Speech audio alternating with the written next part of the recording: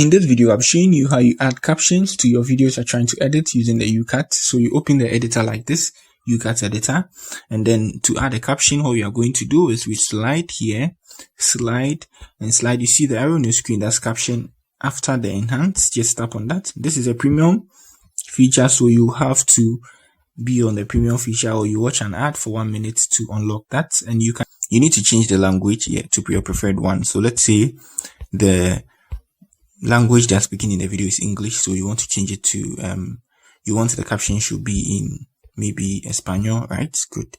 So now you tap on the unlock to watch the video. After that, your caption should appear. Let's try that. Good. So the caption is done. So now let's try playing the video. Good. You can see.